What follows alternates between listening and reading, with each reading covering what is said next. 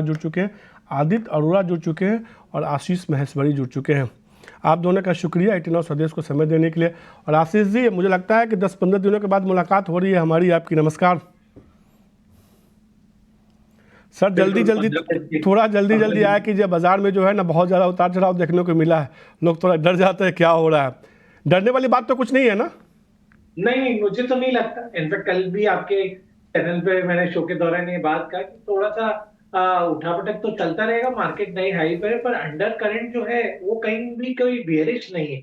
आपने आज एक ही दिन में ट्रेंड रिवर्सल होते देख भी लिया, तो मुझे नहीं लगता कि कोई ऐसा घबराने की बात है। और इनफैक्ट हमें हमेशा ऐसे मौके ढूंढना चाहिए जब बाजार 600 से 800 पॉइंट गिरे, और तो क्वालिटी स्टॉक्स को बाय करने का बहुत सही समय रहता है।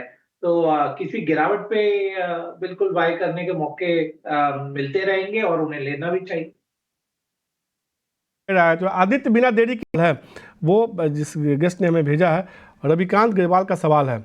इन्होंने 100 शेयर के पोर्टफोलियो में 2750 के भाव पे लिया है। रिलायंस का शेयर है, क्या राय होगी आशीष सर? मेरी सलाह बने रहने की रहेगी। मुझे लगता है कि थोड़ा सा और गिरावट होता है 2650, तो आप एवरेज भी कर सकते हैं, क्योंकि फंडामेंटल्स धीरे धीरे इम्प्रूव हो रहे हैं कंपनी के और आगे भी अच्छा लगता है। तो 2650 एक लेवल है मेरे माइंड में जहां मैं खुद मुझे लगता है कि बाय करना चाहिए। गाड़ी भी कही और आपके पास है तो होल्ड करके चलिए। महावीर जी का सवाल है चेन्नई से, बजाज हिंदुस्तान शुगर पर उन्होंने सवाल पूछा है। 3000 शेयर है 27 रुपये के भाव पे। आशीष जी क्या राय होगी? मैं बहुत ज्यादा बुलिश नहीं रहता हूँ शुगर स्टॉक्स पे, तो मेरी सलाह स्टॉक में से निकल जाने की रहेगी, क्योंकि काफी ज्यादा वोलेटिलिटी रहती है और जो एक ट्रेंड है वो सस्टेन नहीं कर रहा है शुगर स्टॉक्स में। तो मेरी सलाह रहेगी निकल जाए, और इसके बजाय मैं प्रेफर करूंगा यस बैंक के स्टॉक में जो सेम प्राइस रेंज में वहां निवेश करें। 1 साल का लक्ष्य करीब 34 रुपए का वहां पर देखने को मिल सकता के लिए भीमा मुंडी जी इससे निकल जाइए, आपको यस बैंक में स्विच कर जाइए शेयर से। अब बैक टू बैक 3 सवाल मैं आशीष जी आपसे लूँगा कि उसकी वजह है तो कुछ ऐसी कंपनियों के शेयर जिस पे बहुत ज़्यादा रिटेल निवेशकों ने सवाल पूछे हैं, थोड़ा फंडामेंटल्स को समझना पड़ेगा। विजय ओझा जी का सवाल है जमशेदपुर से, आरबीएनएल के 250 शेयर है 233 रुपये के भाव पे। हमने देखा था रेलवे स्टॉक्स में शानदार तेजी देखने को मिली थी और गिरावट भी देखने को मिली, तो पिछले कुछ दिनों में गिरावट देखने को मिली है। एक बार के लिए प्रॉफिट बुक कर ले या होल्ड करें?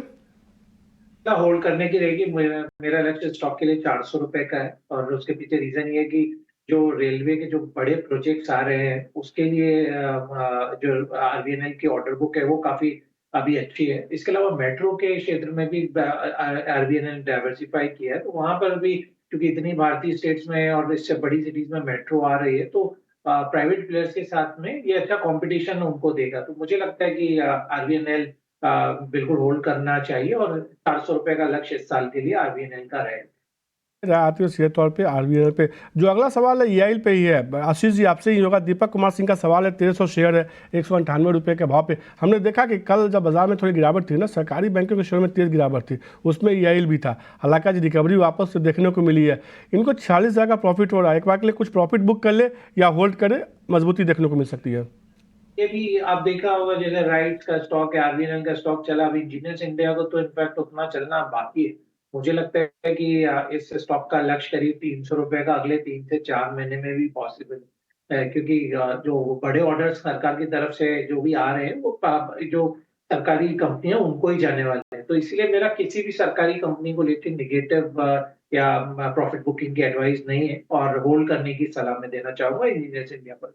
तो होल्ड करके चलिए। सरकारी बैंकों पे, सरकारी कंपनियों पे आशीष जी को लगता है कि घबराने की कोई ज़रूरत नहीं है, यहाँ से और मजबूती देखने को मिल सकता है। अभी एक शेयर के बारे में और जानना चाहूँगा आशीष जी, सबसे ज़्यादा शेयर की चर्चा हो रही है बीते अगर 2 दिनों में बात करें तो, जी इंटरटेनमेंट। अंशु जी का सवाल है 500 शेयर है 250 रुपये के भाव पे है, क्या नज़रिया है? और एक तो इनकी राय इनको दे दीजिए, इसके अलावा कोई लेवल आपको समझ में आता है जहाँ इसको खरीदना चाहिए?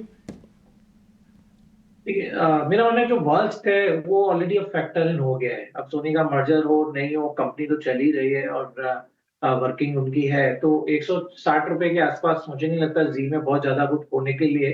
फिर भी सेफ साइड पे एक 150 रुपए का स्टॉप लॉस यहाँ पे रखा जा सकता है, बट मेरे हिसाब से स्टॉक बॉटम आउट हो।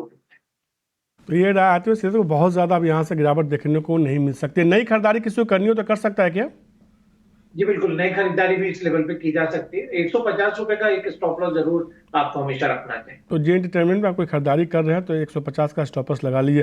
फुल सिंह से वाले आनंद जी का है, आईआरएफसी पर सवाल पूछा है, 500 शेयर 115 रुपये के भाव पे। आशीष जी क्या राय होगी, एक और रेलवे स्टॉक? ये रेलवे स्टॉक पे मैं चूंकि काफी बुलिश हूँ तो इसलिए आईआरएफसी में भी बुलिश हूँ। और हमें ये बात समझनी चाहिए स्टॉक चल क्यों रहे हैं। ये रेलवे के स्टॉक आप देखें तो ओवरऑल तो रीजन ये है कि ये मोनोपोली काइंड ऑफ बिजनेस है, चाहे वो आरबीएनएल हो या आईआरएफसी हो या राइट्स हो या एफकॉन हो, उनका कोई कॉम्पिटिटर ही नहीं। और जिस हिसाब से रेलवे के बड़े प्रोजेक्ट्स आ रहे हैं, इन कंपनीज के पास पे इतना ज्यादा काम है कि अगले कई सालों तक वो उसका प्रॉफिटेबिलिटी में रिफ्लेक्ट होगा। तो इसीलिए आईआरएफसी भी 2.25 लाख करोड़ का मार्केट कैप हो गया आज इस कंपनी का। फिर भी मुझे लगता है कि जो उनके मार्जिन है वो इंटैक्ट रहेंगे। और जिस हिसाब से रेलवे की फंडिंग बढ़ रही है, आप देखेंगे स्टॉक ₹250 के ऊपर आपको अगले 6 महीने में ज्यादा दिखाई देगा। तो स्टॉक में बने रहिए और इनफैक्ट नई बाय करिए 150 160 की रेंज। यहाँ से मजबूती देखने को मिल सकती है।